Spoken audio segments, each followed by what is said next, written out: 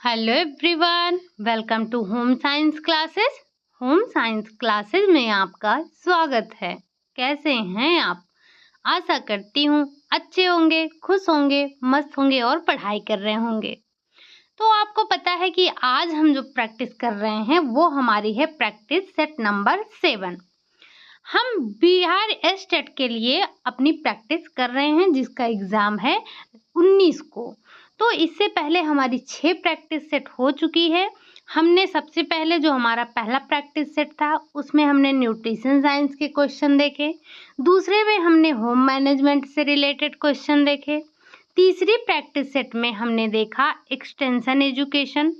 चौथी में हमने टेक्सटाइल को कवर अप किया और पांचवी में हमने देखा था पांचवी जो हमारी थी वो थी चाइल्ड डेवलपमेंट की। कल की जो आपकी क्लास हुई थी यानी कि जो कल हमने प्रैक्टिस किया था वो मिक्स क्वेश्चन किया था, लेकिन उसमें ज़्यादातर आपके जो टॉपिक लिए गए थे वो टेक्सटाइल के ही थे। ऐसे टॉपिक को हमने कवर अप किया था जिसको हमने अपनी क्लास में डिस्कस नहीं किया था, जैसे कि स्लीव्स हो गए, पॉकेट हो गए, कॉलर हो गए, इन सब के बारे में कल हमने डिस्कस किया था। आज की जो क्लास है ये भी आपकी मिक्स क्वेश्चन होने वाले हैं, तो पेन और नोटबुक लेकर बैठिएगा। जो भी नए क्वेश्चन मिलेंगे उनको नोट डाउन करते हुए चलिएगा। चलिए बढ़ते हैं हम आज के अपने पहले क्वेश्चन की तरफ।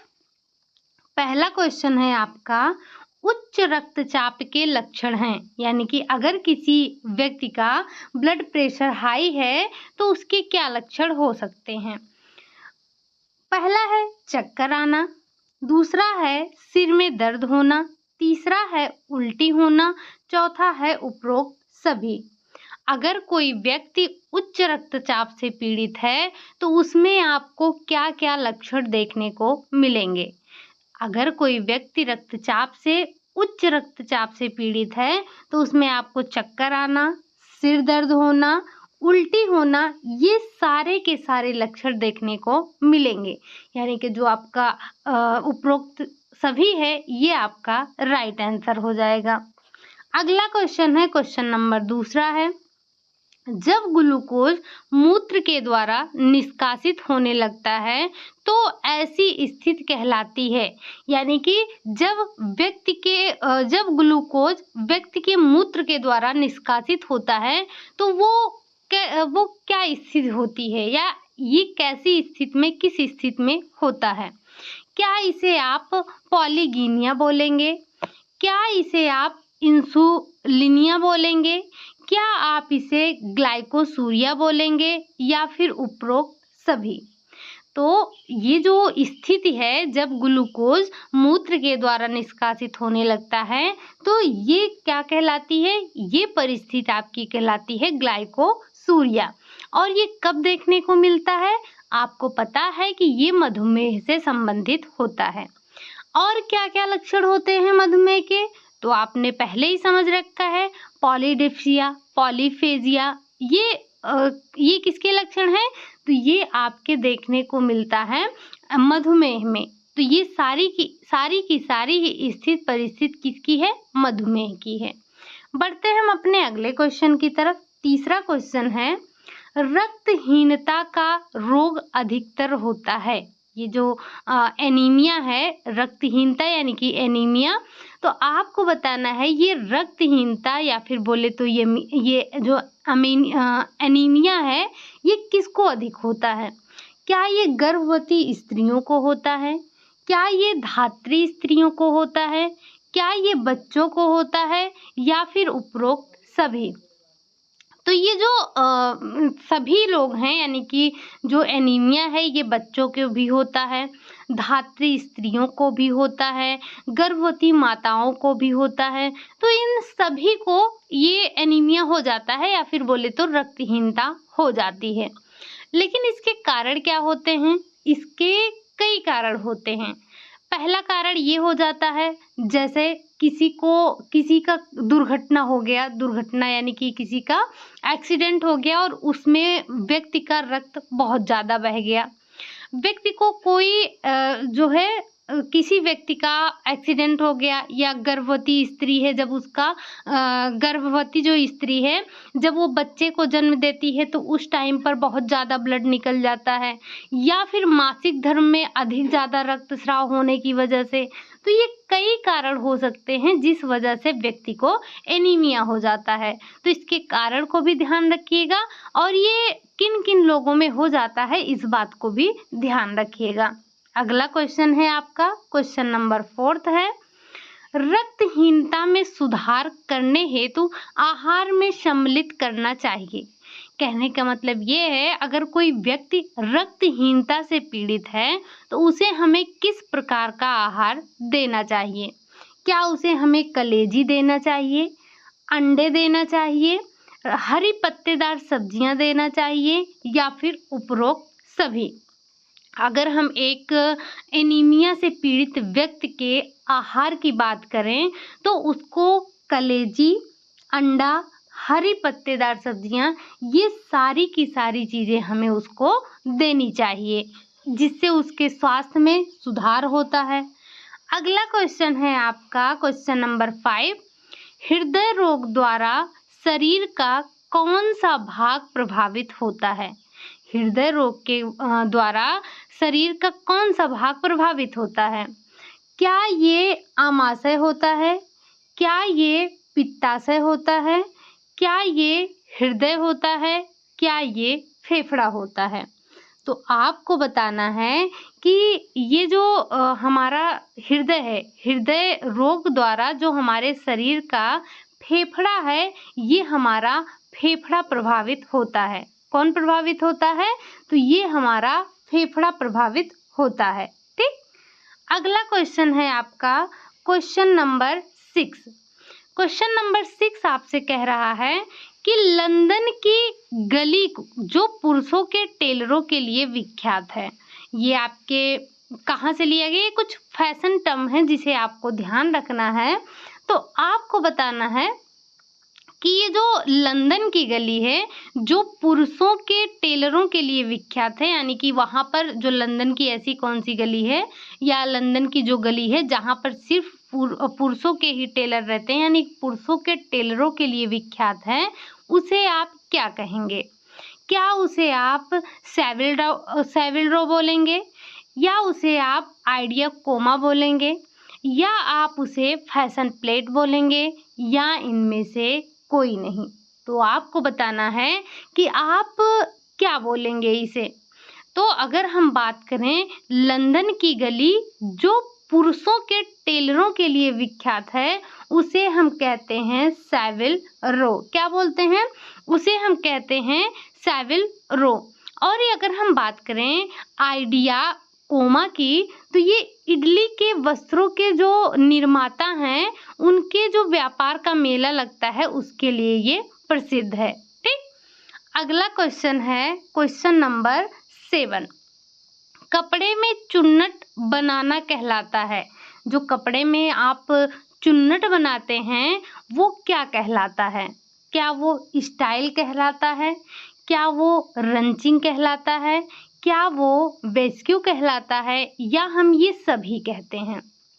तो जो अगर हम बात करें कपड़े में चुन्नट बनाने की, तो कपड़े में चुन्नट बनाना रंचिंग कहलाता है।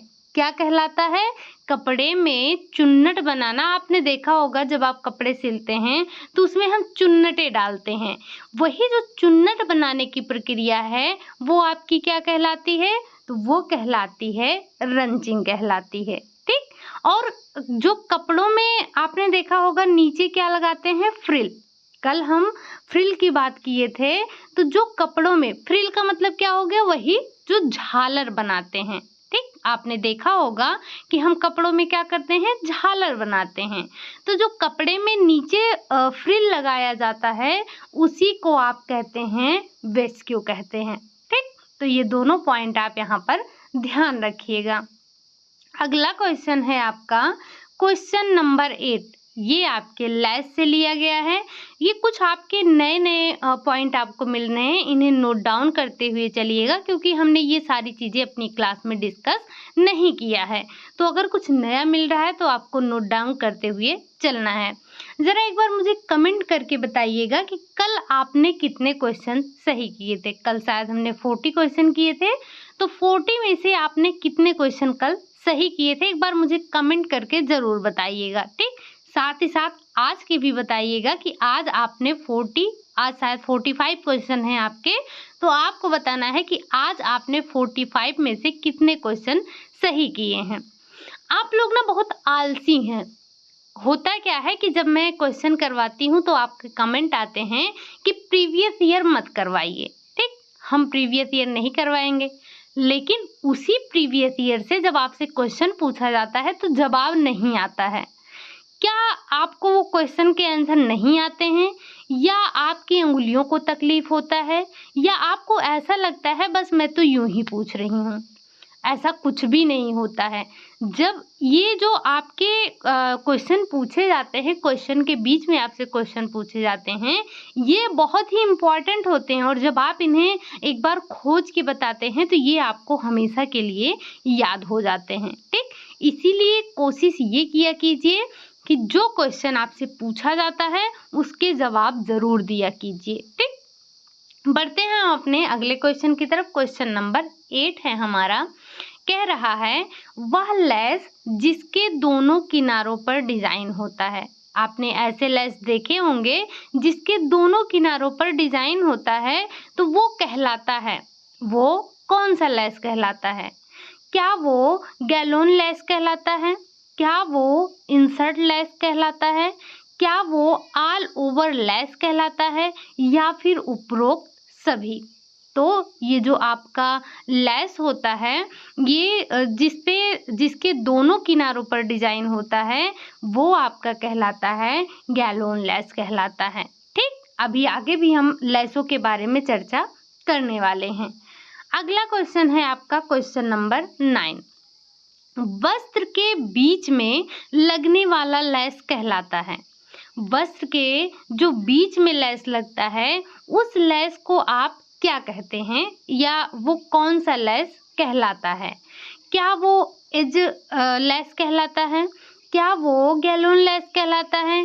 क्या वो इंसर्ट लेस कहलाता है, या फिर उपरोक्त सभी? तो हमें पता है कि अभी हमने जो देखा, क्या गैलोन वो क्या था, तो जिसके दोनों किनारों पर डिजाइन बन रही थी, वो था आपका गैलोन लेस। अगर हम बात करें कि वस्त्र के बीच में लगने वाला जो लेस होता है, वो आपका इंसर्ट लेस कहलाता है, ठीक। अगर हम बात करें एज की, तो एज का मतलब ही होता है कि किनारे। जो किनारों पर लेस लगाया जाता है वो आपका कहलाता है एज लेस। आपने कपड़ों में ये सारे लेस देखे होंगे। कभी आपने देखा होगा कि सिर्फ किनारों पर ही लेस लगता है, कभी कभी आपने देखा होगा कि दोनों किनारों पर लेस लगता है, कभी क्या होता है कि सिर्फ बीच में ही लेस लगता है। तो ये सारे के सारे आपके लेस लगाने के तरीके होते हैं, या लेस लगाए जाते हैं। तो ये कई प्रकार के लेस होते हैं। इन तीनों चारों लेस के बारे में ध्यान रखिएगा। अभी आपने 3-4 लेस देख लिए हैं। अगला है क्वेश्चन नंबर 10 आपका। कपड़े में लेस लगाने का उद्देश्य है। जो कपड़े हैं, कपड़ों में आप लेस क्यों लगाते हैं? हम कपड़ों में लेस क्यों लगाते हैं? क्या जरूरत है, क्या आवश्यकता है? तो कपड़ों को आकर्षक बनाने के लिए, कपड़ों में विविधता लाने के लिए, कपड़ों में सुंदरता लाने के लिए, या उपरोक्त सभी? तो जब हम कपड़े में लेस लगाते हैं तो सबसे पहला हमारा उद्देश्य यही होता है कि हम उसको आकर्षक बनाएं, अपने कपड़े में विविधता लाएं, अपने कपड़े को सुंदर बनाएं। आपने देखा होगा, अगर आपके पास 2 ड्रेस सेम कलर की हैं, सेम डिजाइन की हैं, अगर आपको लेस लगाना है तो आप क्या करेंगे? कहेंगे ना कि इसमें दूसरा लेस लगा देते हैं, इसमें दूसरा लेस लगा देते हैं, ताकि दोनों में आपको भिन्नता देखने को मिले, विविधता देखने को मिले। साथ ही साथ अगर कोई सिंपल सा कपड़ा है आपका, तो आप क्या कहते हैं? जैसे ये आपका मान लीजिए कोई सिंपल सा कपड़ा है, आपने क्या कहा? कहा लाओ हम इसमें लेस लगा देते हैं। आपने यहाँ से कुछ इस तरह, कुछ इस तरह, कुछ इस तरह से लेस लगा दिए। तो आपने क्या किया, ये अपने वस्त्रों को आपने आकर्षक बनाया, यानी कि हम वस्त्रों को आकर्षक बनाने के लिए भी लेस का प्रयोग करते हैं। तो ये सारे ऑप्शन आपके राइट हो जाएंगे, यानी कि उपरोक्त सभी आपका राइट आंसर हो जाएगा। हम कपड़ों में हमारे यानी कि कपड़ों में लेस लगाने के ये सारे उद्देश्य होते हैं कि हम अपने कपड़ों को आकर्षक बना सकें, अपने कपड़ों में विविधता ला सकें, अपने कपड़े को सुंदर बना सकें, ये उद्देश्य होते हैं। कभी कभी जैसे लेस लगाने का उद्देश्य हमारा ये होता है कि कमियों को छुपाना। हमारे अगर कपड़े में कोई दोष है, तो अगर मान लीजिए आपका ये कपड़ा नीचे कुछ गड़बड़ हो गया है या कुछ भी है, तो हम क्या करते हैं, कहते नहीं एक चौड़ा वाला लेस लाकर इसमें लगा दो, तो हम चौड़ा लेस लाकर लगा देते हैं। या कहीं ऊपर कपड़ा हमारा खराब हो गया है, या मान लीजिए ये आपका कपड़ा हो गया और ये कपड़ा आपका यहाँ कहीं कुछ हो गया है इसमें, तो हम क्या करेंगे, हम एक चौड़ा सा लेस लाकर यहाँ बीच में ऐसे लगा देंगे। कपड़े की सुंदरता बढ़ गई, इसमें विविधता आ गई, कपड़ा आकर्षक भी लगने लगा और जो दोष था हमारा वो भी छिप गया। ठीक, अगला क्वेश्चन है आपका क्वेश्चन नंबर 11। क्वेश्चन नंबर 11 आपसे कह रहा है कि ऊन ही एकमात्र रेशा है जिसमें होता है। आपको बताना है कि ऊन ऐसा एकमात्र रेशा है जिसमें क्या होता है। क्या जिसमें सिर्फ इसी ऊन में ही कार्बन होता है, सल्फर होता है, हाइड्रोजन होता है या फिर ऑक्सीजन होता है। अगर हम बात करें ऊन की, तो ऊन हमारा एकमात्र ऐसा रेशा है जिसमें आपको सल्फर देखने को मिलता है। बाकी ये जो कार्बन, हाइड्रोजन, ऑक्सीजन है, ये आपको और रेशों में भी देखने को मिलते हैं, लेकिन जो हमारा ऊन है, ऊन में हमें सल्फर देखने को मिलता है। अगला क्वेश्चन है आपका क्वेश्चन नंबर 12। कह रहा है कि शरीर में श्वेतसार की अधिकता होने पर ग्लूकोज त्वचा के नीचे किस ऊतक के रूप में जमा होता है। यानी कि शरीर में श्वेतसार की अधिकता जब हो जाती है, तो ग्लूकोज त्वचा के नीचे तो जमता है, ऊतकों किस ऊतक के रूप में जमता है ये आपको बताना है। क्या वो संयोजी ऊतक है, क्या वो श्लेष्मिक ऊतक है, क्या वो एडिपोज ऊतक है या फिर उपरोक्त सभी। तो अगर हम बात करें, जो ग्लूकोज हमारे त्वचा के नीचे ऊतकों के ऊपर जमा होता है, वो एडिपोज ऊतक के रूप में जमा होता है, जिसे क्या कहते हैं आप, वसीय ऊतक कहते हैं। ठीक, तो यहाँ पर आप क्या ध्यान रखेंगे, एडिपोज ऊतक का नाम यहाँ पर आप ध्यान रखेंगे। अगला क्वेश्चन है क्वेश्चन नंबर 13। अब क्वेश्चन नंबर 13 आपसे क्या कह रहा है, ये कह रहा है जब दो भिन्न अंडाणु का दो भिन्न शुक्राणु से संयोग होता है तो किस प्रकार के जुड़वा बच्चे होते हैं। आपने देखा था क्या होता है, दो तरह से जुड़वा बच्चे होते हैं। एक तो ये होता है कि एक अंडाणु होता है और एक शुक्राणु होता है। जब सेल डिवीजन होता है तो उसमें दो हो जाते हैं। लेकिन एक आपने ये देखा था कि कभी कभी प्रकृति के विरुद्ध जाकर हमारे जो मतलब महिला क्या करती है, महिला के ओवम में दो अंडाणु का विकास हो जाता है। तो ऐसे में वो दोनों अंडाणु दो अलग अलग शुक्राणुओं से संयोग करते हैं। तो जो इस प्रकार से जब दो भिन्न अंडाणु का दो भिन्न शुक्राणु से संयोग होता है, तो ऐसे में किस प्रकार के जुड़वा बच्चे होते हैं। क्या वो असमानता होती है उन जुड़वा बच्चों में, या असमरूपी या फिर भिन्न होते हैं, या असंभाव्य होते हैं, या इनमें से कोई नहीं। तो जो इस तरह के बच्चे होते हैं उनको हम असमरूपी या फिर भिन्न जुड़वा बच्चे कहते हैं। इस पॉइंट को भी ध्यान रखिएगा। अगला क्वेश्चन है आपका क्वेश्चन नंबर 14। एक मात्र अनाज जिसमें केराटिन पाया जाता है, आपको बताना है एकमात्र उस अनाज का नाम बताना है जिसमें कैरोटीन पाया जाता है।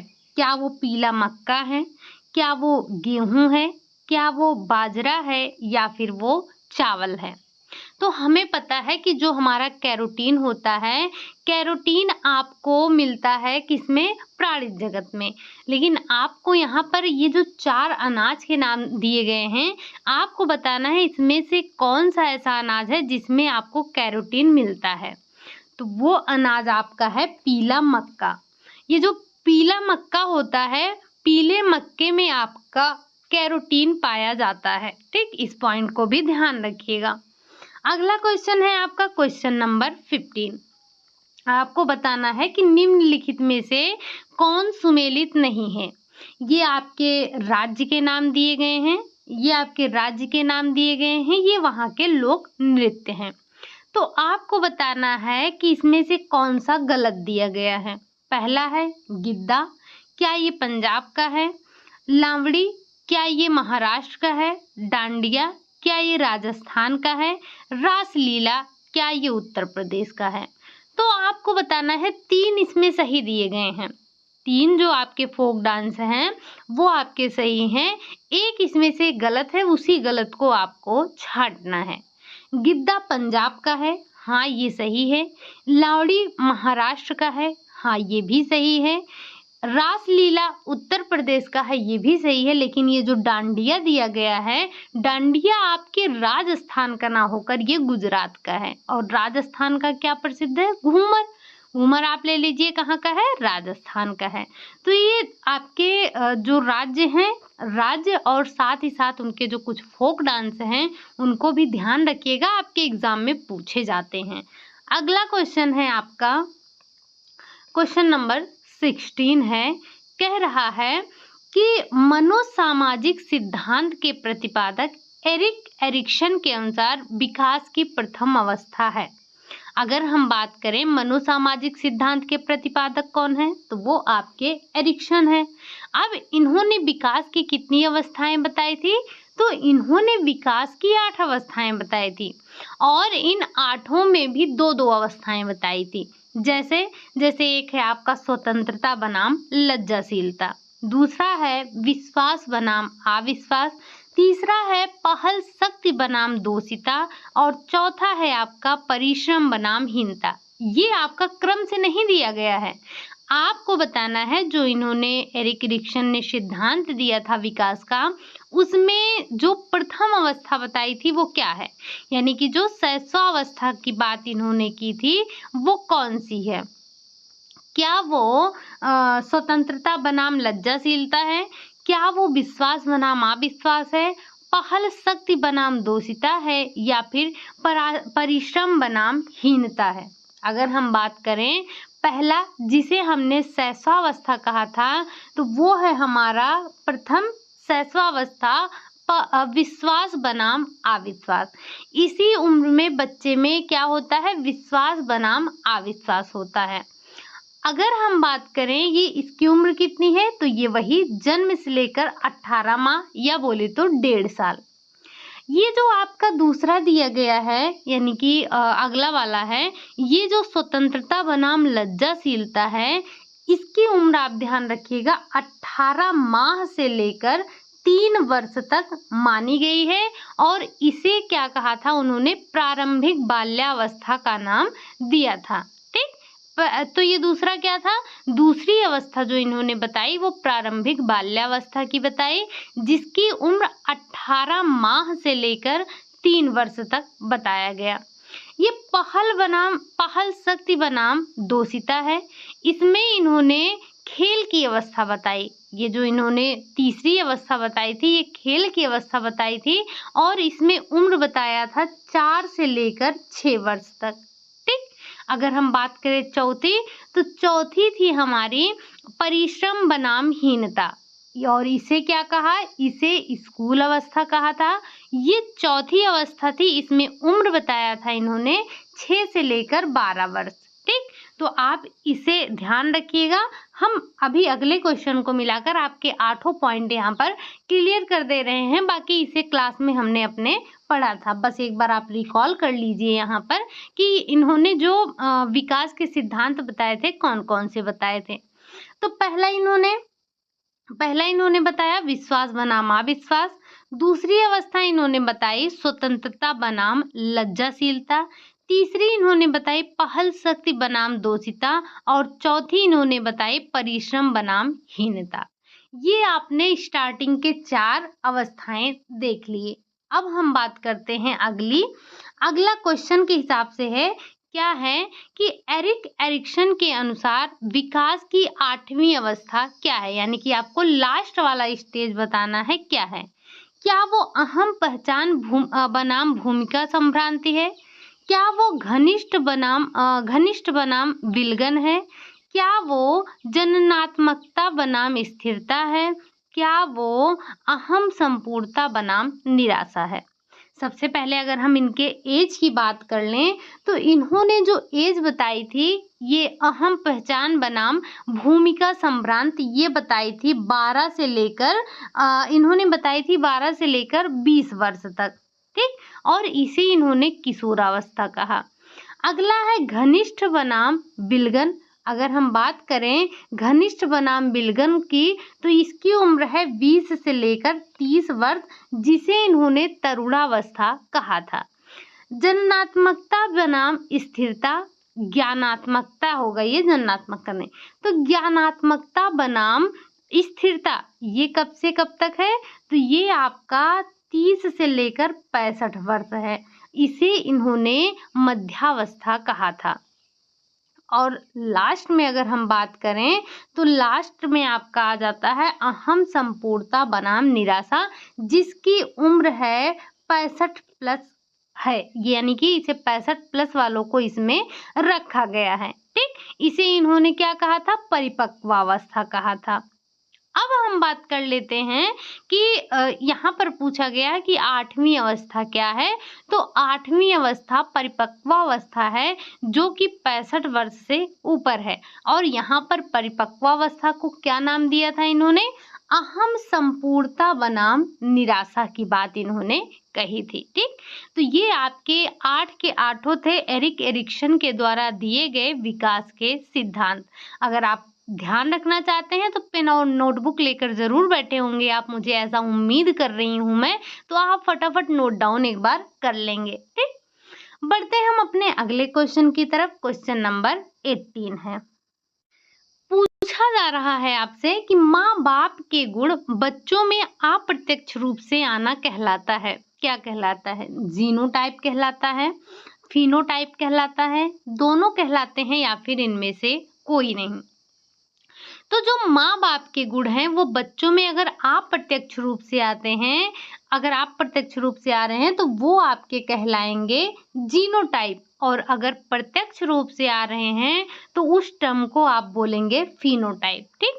तो यहाँ पर जीनोटाइप, फिनोटाइप, अप्रत्यक्ष रूप से जीनोटाइप, प्रत्यक्ष रूप से फिनोटाइप कहलाता है। ये भी आप नोट डाउन करते हुए चलिएगा, शायद हमने डिस्कस नहीं किया है। अगला क्वेश्चन है आपका, जब बच्चा अपनी उम्र से कम मानसिक बुद्धि रखता हो तो उसे कहते हैं, यानी कि कोई बच्चा है अगर वो हो गया है 15 साल का और जो उसकी बुद्धि है वो 10 साल के बच्चे के समान है, तो उसे आप क्या कहेंगे? क्या उसे आप वेसल ईयर कहेंगे? क्या आप उसे टर्मिनल ईयर कहेंगे? क्या आप उसे डिस्ग्राफिया बोलेंगे या फिर इनमें से कोई नहीं? तो अगर हम बात करें कि जब कोई बच्चा अपनी उम्र से कम मानसिक बुद्धि रखता है तो उस बच्चे को हम टर्मिनल ईयर के नाम से जानते हैं। अगर हम बात करें वेसल ईयर की, तो वेसल ईयर इसी का उल्टा हो जाता है। जब बच्चा अपनी उम्र से अधिक मानसिक बुद्धि रखता है तो वो कहलाता है वेसल ईयर। यानी कि अगर कोई बच्चा है 10 साल का और उसकी बुद्धि है 15 साल के बच्चे के समान, तो उसे आप कहेंगे वेसल ईयर। और अगर हम बात करें डिस्ग्राफिया, तो ये आपका डिस्ग्राफिया आपका क्या है, लेखन विकार है, ठीक। अगर हम बात करें डिसकैलकुलिया तो ये आपके गणित विकार है। डिस्ग्राफिया तो ये आपका डिस्ग्राफिया जो है आपका ये लेखन विकार है। डिसलेक्सिया पठन विकार है। तो ये कुछ आपके विकार हैं जिन्हें आपको ध्यान रखना है। कुछ तो हमने अपनी क्लास में चर्चा किया है, यानी कि जो हम प्रैक्टिस कर रहे हैं अभी उसमें, और कुछ आपके ऐसे हैं जो हमने अपनी क्लास में डिस्कस किया था, यानी कि जो हमारी थ्योरी की क्लास हो रही थी वहाँ पर हमने डिस्कस किया था। तो ये आपके लिए इम्पोर्टेंट है, एक बार पढ़कर ज़रूर जाइएगा, ठीक। अगला क्वेश्चन है आपका क्वेश्चन नंबर 20 आपका कह रहा है, रेड रिबन का प्रयोग किस रोग के बारे में जागरूकता फैलाने के लिए किया जाता है। जैसा कि आपको पता है कि कुछ इस तरह से रेड रिबन का प्रयोग हम करते हैं, तो आपको बताना है कि वो किस रोग की जागरूकता के लिए हम इसका प्रयोग करते हैं। क्या ये हमने कोविड-19 के लिए किया? क्या हमने ये एचआईवी के लिए किया? क्या हमने ये घींघा रोग के लिए किया, या फिर हमने ये क्षय रोग के लिए किया? अगर हम बात करें रेड रिबन की, तो हम रेड रिबन का प्रयोग एचआईवी के बारे में, यानी कि एड्स के बारे में जागरूकता फैलाने के लिए उपयोग करते हैं। अगला क्वेश्चन है आपका, वैसे ये घींघा आपका आयोडीन की कमी से होता है। जरा एक बार बताइएगा कि ये एंडेमिक है, पेंडेमिक है, क्या है, एपिडेमिक है, क्या है, ठीक। अगला क्वेश्चन है आपका, ईएमएमएस का तात्पर्य है, आपको बताना है ईएमएमएस का फुल फॉर्म क्या है। क्या ये इलेक्ट्रॉनिक मेल मैसेज सिस्टम है? क्या ये इलेक्ट्रॉनिक मेल मैसेज सिस्टम है? क्या ये आपका इलेक्ट्रोमैग्नेटिक मैसेज सिस्टम है, या इनमें से कोई नहीं? तो अगर हम बात करें ईएमएमएस की, तो ईएमएमएस का फुल फॉर्म होता है इलेक्ट्रॉनिक मेल मैसेज सिस्टम। क्या होता है? इलेक्ट्रॉनिक मेल मैसेज सिस्टम होता है। अगला क्वेश्चन है आपका क्वेश्चन नंबर 21, बढ़ी हुई सिराएं कहलाती हैं। ये जो बढ़ी हुई सिराएं हैं वो क्या कहलाती हैं? क्या वो एन्यूरिया कहलाती हैं? क्या वो वेरिसिस कहलाती हैं?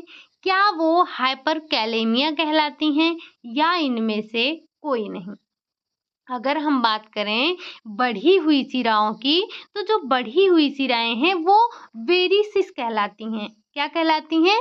वेरिसिस कहलाती हैं। 2 पॉइंट यहाँ पर और ध्यान रखिएगा कि जो एन्यूरिया है इसे हम मतलब जो पेशाब न आना, एन्यूरिया का अर्थ क्या हो गया कि पेशाब ना आना, और हाइपरकैलेमिया के बारे में तो आपने कई बार सुना है। हाइपरकैलेमिया का अर्थ होता है कि रक्त में जो पोटेशियम है, पोटेशियम की मात्रा अधिक हो जाना। अगर हम हाइपोकैलेमिया की ही पर बात करें, तो हाइपोकैलेमिया का अर्थ होता है कि रक्त में पोटेशियम की मात्रा में कमी हो जाना, ठीक। अगला क्वेश्चन है क्वेश्चन नंबर 23। अगर हम बात करें कि हाथ पैर शून्य हो जाना, अगर किसी व्यक्ति का हाथ पैर शून्य हो जा रहा है तो उसके लिए आप कौन सा टर्म यूज करेंगे? क्या वो पैरास्थीसिया है? क्या वो वेरिसिस है? क्या वो पॉलीडिप्सिया है, या फिर इनमें से कोई नहीं? अगर आपको नहीं पता है तो भी आप यहाँ से सॉल्व कर सकते हैं, क्योंकि अभी अभी आपने देखा जो वेरिसिस है ये बढ़ी हुई सिराएं हैं। पॉलीडिप्सिया यानी कि बार बार प्यास लगना, ये आपने किसका लक्षण देखा था? पॉलीडिप्सिया, पॉलीफेजिया, पॉलीयूरिया, ये सारे किसके लक्षण थे? तो मधुमेह के लक्षण थे। बचा क्या आपका? तो बचा आपका पैरास्थीसिया। ये क्या होता है? जो हाथ पैर शून्य हो जाता है, हाथ पैर शून्य होना मतलब कि पैरास्थीसिया कहलाता है। तो ये कुछ टर्म होते हैं, इनको आपको ध्यान रखना है, ठीक। अगला क्वेश्चन है आपका क्वेश्चन नंबर 24। आपको बताना है कि दुनिया का सबसे महंगा कोट जो कि है मिंक कोट बनाया जाता है, यानी कि किस जानवर से प्राप्त किया जाता है? मेरिनो से प्राप्त किया जाता है, अंगोरा से प्राप्त किया जाता है, वैक्यूना से प्राप्त किया जाता है, या फिर इनमें से कोई नहीं? अगर हम बात करें दुनिया के सबसे महंगे कोट मिंक कोट की, तो वो आपका पाया जाता है वैक्यूना से। अब एक बार आप कमेंट करके बताइएगा ये जो वैक्यूना है आपका, ये किस जगह पाया जाता है, ठीक। अगला क्वेश्चन है आपका क्वेश्चन नंबर 25।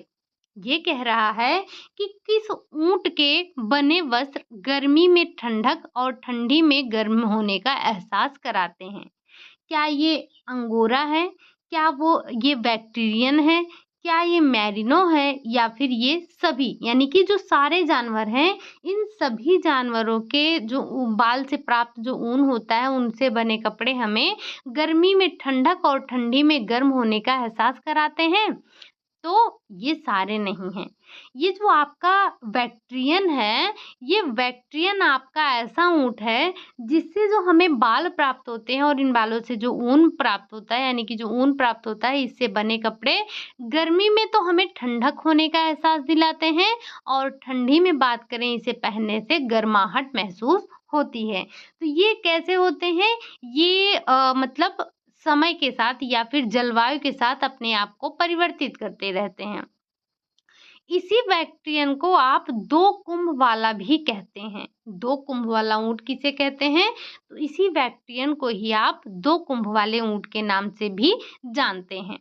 अगला क्वेश्चन है आपका क्वेश्चन नंबर 26। 8 माह तक के भेड़ से प्राप्त ऊन कहलाता है। क्या वो मेमन ऊन कहलाता है, लैले का ऊन कहलाता है, उपरोक्त दोनों या फिर इनमें से कोई नहीं? अगर हम बात करें जो 8 माह का भेड़ है, वो आपका उपरोक्त दोनों, यानी कि जो 8 माह का भेड़ है उससे जो प्राप्त ऊन है, यानी कि उसे हम कहते हैं मेमन ऊन या फिर लैले का ऊन, या इसी को हम लैम्ब ऊन भी कहते हैं। इस पॉइंट को भी आप ध्यान रखिएगा, ठीक। अगला क्वेश्चन है आपका, और ये आपको मिलेगा कहाँ देखने को? जब आपने ऊन का चैप्टर पढ़ा था तो ऊन प्राप्ति के साधन देखे थे, उन्हीं साधनों में से है ये, कहीं और से नहीं आया है। अगला क्वेश्चन है क्वेश्चन नंबर 27। आपको बताना है कि ऊन की बाहरी परत कहलाती है, क्या कहलाती है? क्या क्यूटिकल कहलाती है, कॉर्टेक्स कहलाती है, मेडुला कहलाती है या फिर उपरोक्त सभी? सबसे पहले आप ध्यान ये रखेंगे कि ये तीनों आपके ऊन की ही परत हैं। कौन-कौन? Cuticle, cortex, medulla. ये तीनों ही आपके ऊन के परत हैं। अब इसमें जो बाहरी परत है वो आपकी है कौन-सी? वो है आपकी क्यूटिकल। क्यूटिकल क्या है? बाह्य परत है। मेडुला क्या है? आंतरिक परत है। और कॉर्टेक्स क्या है? ये आपका मध्य परत है। अगर हम बात करें जो क्यूटिकल है, तो क्यूटिकल चमक और मजबूती के लिए उत्तरदायी होता है। ये जो आपका कॉर्टेक्स है, कॉर्टेक्स आपका रंग के निर्धारण करता है, ये रंग का निर्धारण करता है, ठीक। और ये जो मेडुला है, जिस ऊन में मेडुला जितना छोटा होगा वो ऊन की क्वालिटी उतनी ही अच्छी होगी। अगला क्वेश्चन है आपका क्वेश्चन नंबर 28। आपको बताना है कि जीवित भेड़ के शरीर से प्राप्त ऊन कहलाता है। जो जीवित भेड़ होते हैं उनके शरीर से जो ऊन प्राप्त किया जाता है वो कहलाता है क्या? पुल्ड वुल कहलाता है, फ्लीस वुल कहलाता है, डेड वुल कहलाता है या फिर वर्जिन वुल कहलाता है? अगर हम बात करें कि जो जीवित भेड़ के शरीर से बाल उतारा जाता है या ऊन प्राप्त किया जाता है, वो आपका फ्लीस वुल कहलाता है। अगर हम बात करें पुल्ड, यानी कि खींची हुई, अगर खींची हुई, और दूसरी है डेड, यानी कि जो मरी हुई है उसके शरीर का बाल। वर्जिन यानी कि जिस भेड़ से या जिस भेड़ से आप जिस जानवर की बात कर लें हम, तो जिस जानवर के शरीर से पहली बार बाल उतारा जाता है वो बाल आपका वर्जिन वुल कहलाता है। अगला क्वेश्चन है आपका क्वेश्चन नंबर 29। अगर हम बात करें, जब किसी जानवर के शरीर से पहली बार ऊन निकाला जाता है वो कहलाता है। अभी-अभी हमने चर्चा किया कि जब किसी जानवर के शरीर से पहली बार आप बाल निकालते हैं तो वो आपका कहलाता है वर्जिन वुल। अगर हम बात करें कॉटी वुल की, कॉटी वुल क्या है? तो जो विपरीत जलवायु में पले-बढ़े जंतु होते हैं उनके वुल को उनको आप क्या कहते हैं? कॉटन वुल कहते हैं। और अगर हम बात करें, ये कॉटी वुल है, कॉटन नहीं, कॉटी वुल है, ठीक। अगर हम डेड वुल की बात करें तो जो मृत भेड़ है उनके शरीर से जो बाल प्राप्त किया जाता है वो आपका कहलाता है डेड वुल, ठीक। ये कई पॉइंट थे आपके, शायद क्लियर हो चुके होंगे। अगला क्वेश्चन है आपका क्वेश्चन नंबर 30 है कि रेयान की चमक को कम करने के लिए कौन सी प्रक्रिया की जाती है। अगर हम बात करें रेयान की चमक को कम करने के लिए कौन सी प्रक्रिया करते हैं, क्या वो स्काउरिंग है, क्या वो कॉम्बिंग है, क्या वो डिलस्टरिंग है या फिर उपरोक्त सभी। तो हमें पता है स्काउरिंग में हम क्या करते हैं, तो जो हमारे ऊन पे लगी प्राकृतिक अशुद्धियां होती हैं उनको हम हटाते हैं, उनको दूर करते हैं। कॉम्बिंग में क्या करते हैं, हम रेशों को समानांतर करते हैं। जो हमारे रेशे छोटे बड़े हैं उन रेशों को हम समानांतर करते हैं। डीलस्टरिंग प्रोसेस क्या है, तो डीलस्टरिंग प्रोसेस आपका है कि जो रेयॉन की एक्सेस चमक है, जो रेयॉन की अत्यधिक चमक है, उस चमक को कम करने के लिए हम डीलस्टरिंग प्रोसेस करते हैं। ठीक। अगला क्वेश्चन है आपका क्वेश्चन नंबर 31। ये क्वेश्चन आपसे कह रहा है कि डीलस्टरिंग प्रक्रिया में प्रयोग किया जाता है। अभी अभी आपने क्या देखा था कि हम रेयॉन की जो अत्यधिक चमक है उसको कम करने के लिए डीलस्टरिंग प्रोसेस कर रहे हैं। अब आपको बताना है कि जो वो डीलस्टरिंग प्रोसेस हो रही है उसमें आप किस रसायन का प्रयोग कर रहे हैं। क्या वो टिटेनियम डाइऑक्साइड है, क्या वो कार्बन डाइऑक्साइड है, सल्फर डाइऑक्साइड है या फिर इनमें से कोई नहीं। तो जो आपका डिलस्टरिंग प्रोसेस है इसमें आप टिटेनियम डाइऑक्साइड का प्रयोग कर रहे हैं। एक पॉइंट और ध्यान रखिएगा, ये डिलस्टरिंग पूछा जा रहा है, कहाँ पर कर रहे हैं आप, रेयॉन में कर रहे हैं। अगर आपसे पूछा जाए कि वेटिंग प्रोसेस, यानी कि सबसे पहले हम बात करते हैं डिगमिंग। डिगमिंग प्रोसेस आप किस में करते हैं, तो डिगमिंग प्रोसेस आप करते हैं रेशम में। क्यों, क्योंकि जो रेशम में जो आपकी गोंद लगा होता है उस गोंद को छुड़ाने के लिए डिगमिंग प्रोसेस करते हैं। और जब ये आप डिगमिंग प्रोसेस करते हैं तो इसके दौरान जो रेशम का भार है वो कम हो जाता है।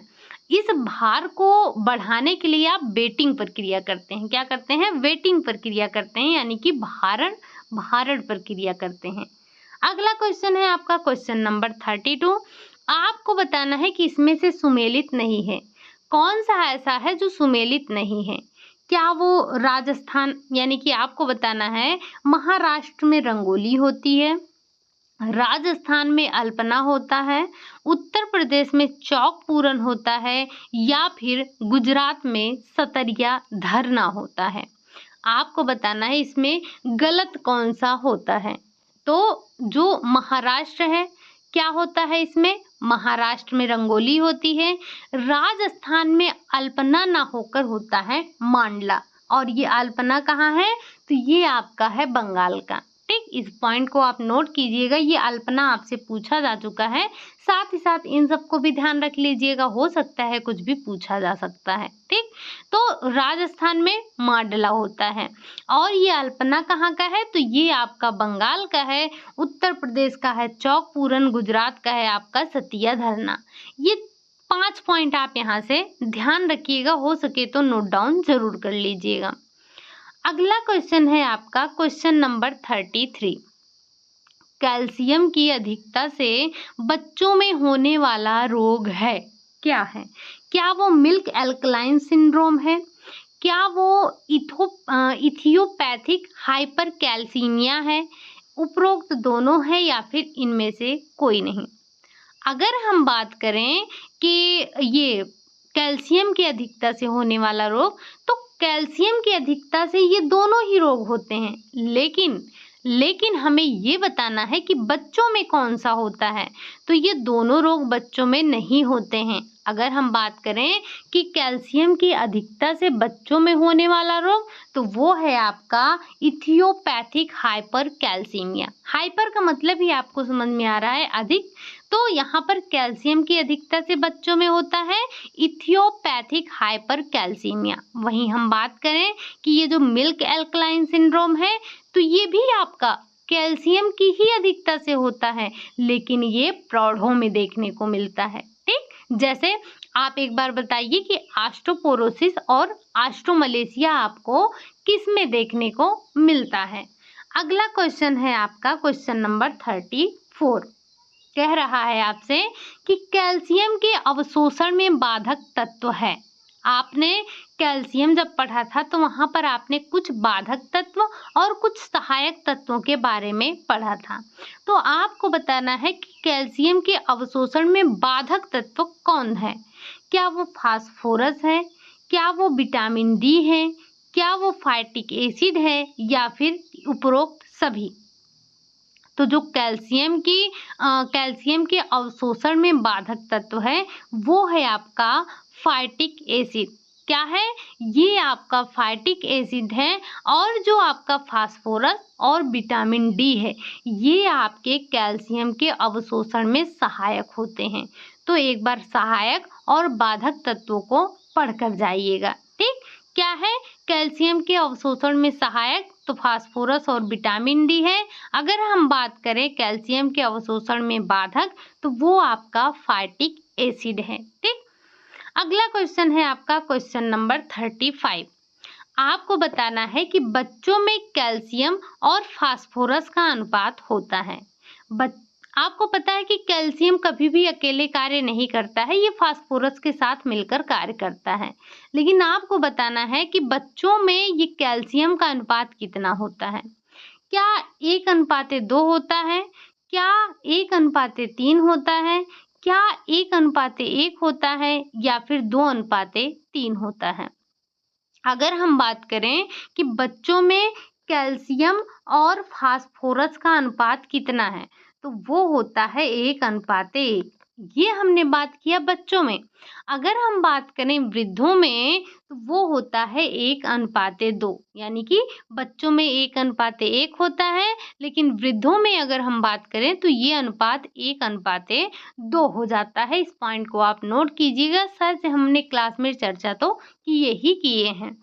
अगला क्वेश्चन है आपका क्वेश्चन नंबर 36।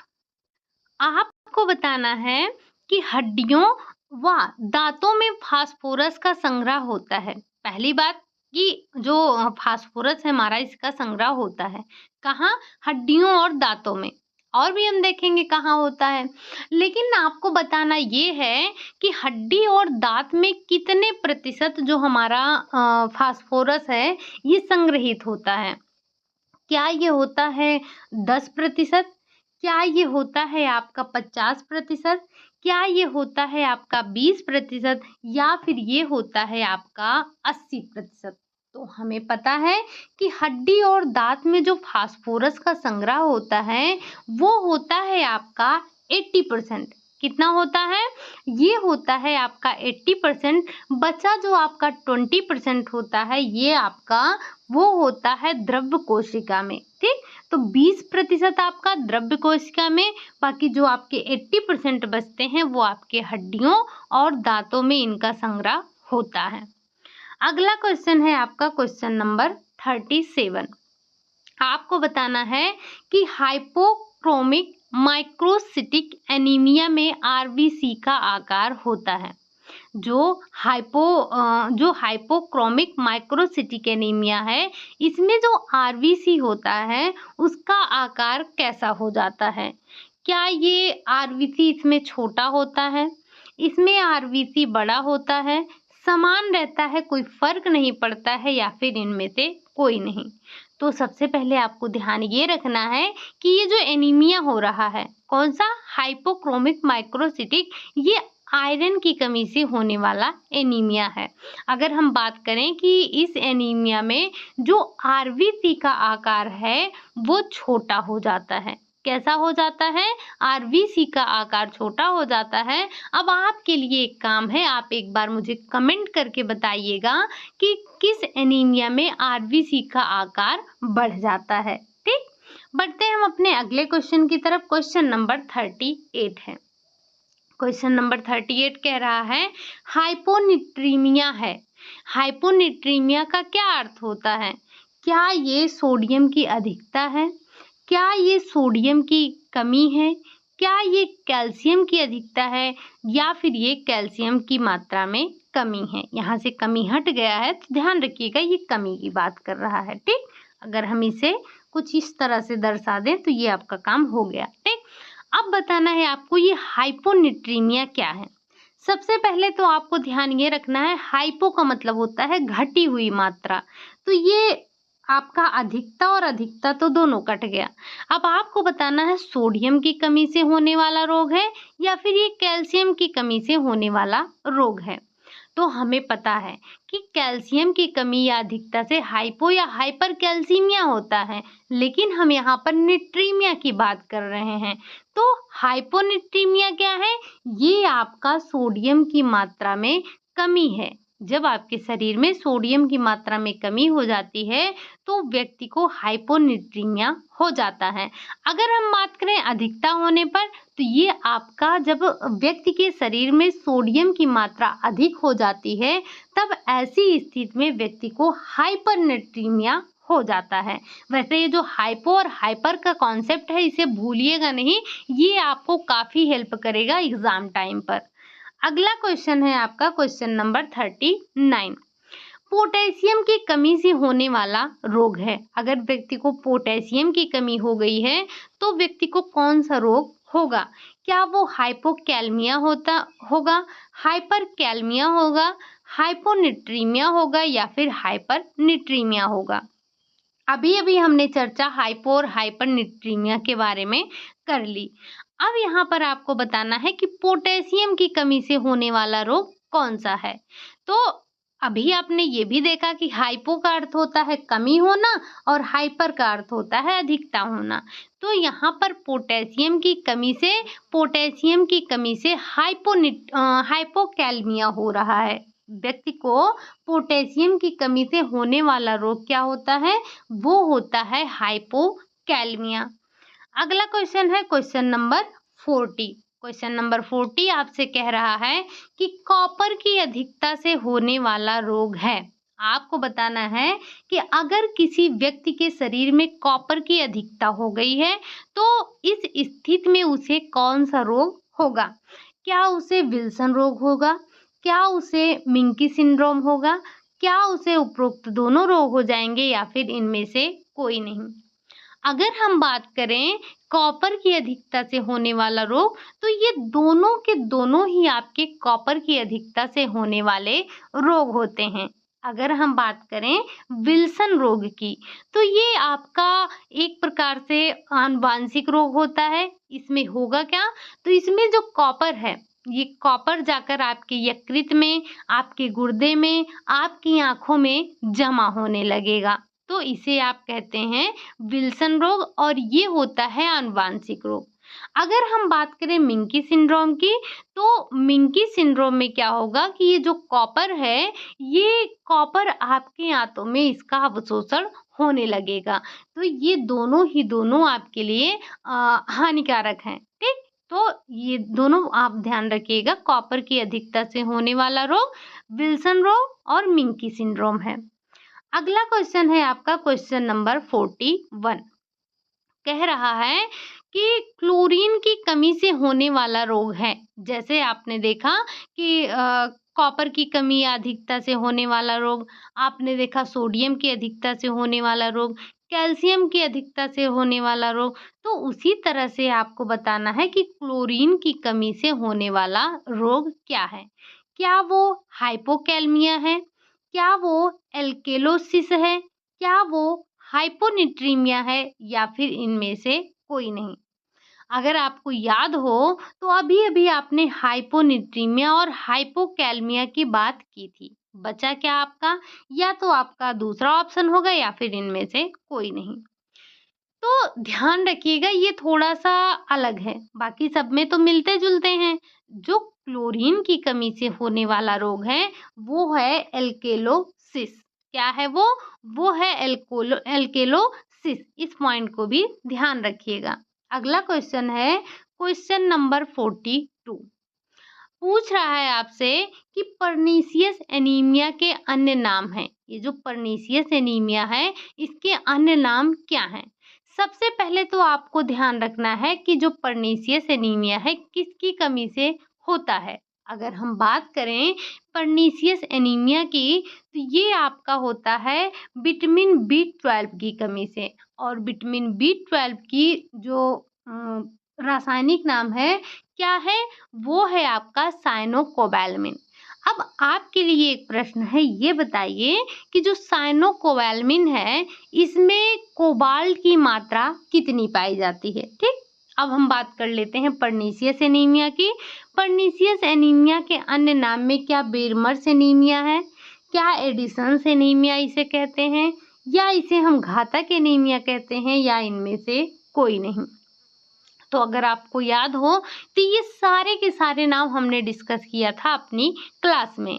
जो आपका पर्नीशियस एनीमिया है, पर्नीशियस एनीमिया को ही हम बेरमर्स एनीमिया, एडिसन्स एनीमिया, घातक एनीमिया, खतरनाक एनीमिया, इन सारे के सारे नामों से जानते हैं। ठीक, यहाँ से हमने क्वेश्चन आपसे क्या पूछा, तो यहाँ हमने आपसे क्वेश्चन पूछा कि जो हमारा साइनोकोवैलमिन है, इस कोवैलमिन में कोबाल्ट कितने प्रतिशत पाया जाता है। ठीक, अगला क्वेश्चन आ जाता है आपका क्वेश्चन नंबर 43। हालांकि ये क्वेश्चन ही आपका आ गया।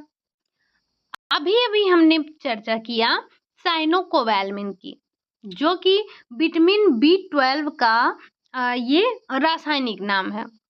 इसकी कमी से पर्नीशियस एनीमिया होता है, जिसे हम खतरनाक एनीमिया, घातक एनीमिया, बेरमर्स एनीमिया, इन सारे नामों से जानते हैं। आपको बताना था कि इसमें कितने प्रतिशत कोबाल्ट पाया जाता है। क्या ये 10% होता है, क्या ये 4% होता है, क्या ये 15% होता है, या फिर ये 20% होता है। अगर हम बात करें कि ये साइनोकोवैलमिन की, तो साइनोकोवैलमिन में जो कोबाल्ट होता है वो होता है आपका 4%। कितना होता है, तो ये आपका होता है 4% होता है। अगला क्वेश्चन है आपका क्वेश्चन नंबर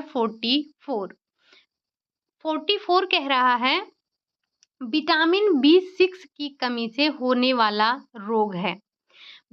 विटामिन B6 की कमी से होने वाला रोग है क्या, काइलोनीसिया है, एक्रोडीनिया है, ये दोनों हैं, या फिर इनमें से कोई नहीं। अगर हम बात करें कि जो आपका ये विटामिन B6 की कमी से होने वाला रोग है वो है एक्रोडीनिया। क्या है वो, एक्रोडीनिया। अगर हम बात करें काइलोनीचिया की, तो काइलोनीसिया जो है ये आपका ये आयरन की कमी से होने वाला रोग है, जिसे आप स्पोनियल भी कहते हैं। ठीक, तो इस पॉइंट को आप ध्यान रखिएगा। काइलोनीसिया किसकी कमी से होता है, तो ये आपका आयरन की कमी से होने वाला रोग होता है। साथ ही साथ आप इस पॉइंट को भी ध्यान रखिएगा कि विटामिन B6 की कमी से होने वाला रोग क्या है, एक्रोडीनिया।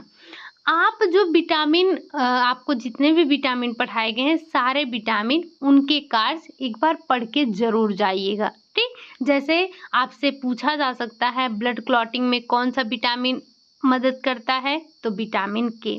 हड्डियों के लिए आवश्यक विटामिन विटामिन D है आपका विटामिन ये जो विटामिन के जो रासायनिक नाम है उनको भी ध्यान रखिएगा, एक बार पढ़ के जाइएगा। जो इनके मोटे तौर पर जो इनके कार्य हैं उनको भी पढ़कर जाइएगा, ये आपके लिए काफ़ी इम्पोर्टेंट है। और आपको परेशान होने की ज़रूरत नहीं है, आपने इतना पढ़ रखा है कि आपका स्टेट आराम से निकल जाएगा। हाँ, लेकिन आपको एक बात ध्यान रखने की ज़रूरत है कि आपके जो 50 नंबर का सेक्शन 1 आता है वो भी आपके लिए इम्पॉर्टेंट है, उसको छोड़ना नहीं है, उसको भी हमें अच्छे से करके आना है। ठीक, बढ़ते हैं हम अपने आज के लास्ट के क्वेश्चन पर। तो आज का लास्ट क्वेश्चन है आपका लाफ लाइन पर घाव हो जाना कहलाता है। जो लाफ लाइन है हमारी, लाफ लाइन पर घाव हो जाना क्या कहलाता है, क्या ये नासोलेवियल फोल्ड कहलाता है, क्या ये चिलोसिस कहलाता है, क्या ये आपका ग्लोसाइटिस कहलाता है, या फिर हम ये सारी चीज़ें कह सकते हैं। जो आपके लाफ लाइन होती है, लाफ लाइन पर जो घाव बन जाते हैं उन घाव को आप क्या कहेंगे। तो जो लाफ लाइन पर बनने वाला हमारा घाव है उसे हम नासोलेवियल फोल्ड के नाम से जानते हैं। इसे आप नोट डाउन ज़रूर कीजिएगा, हालांकि ये हमने अपनी क्लास में चर्चा किया है।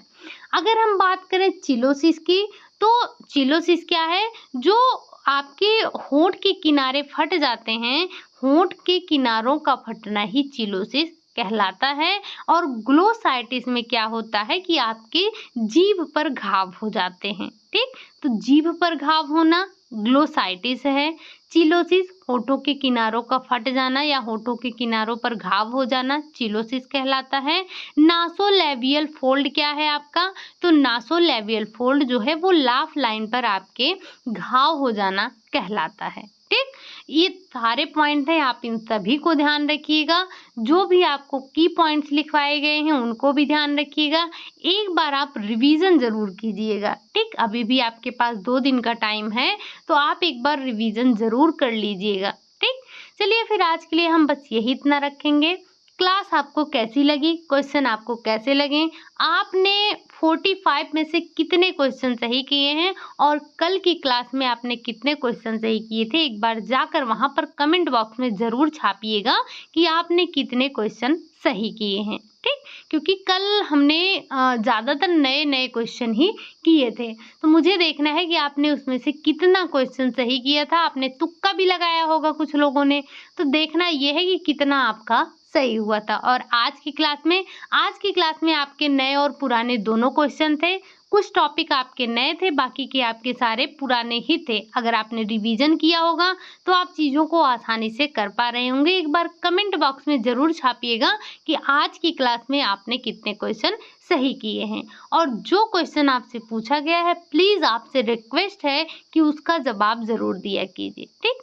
चलिए फिर आज के लिए यही इतना रखते हैं, मिलते हैं नेक्स्ट क्लास में। तब तक के लिए बाय बाय, टेक केयर।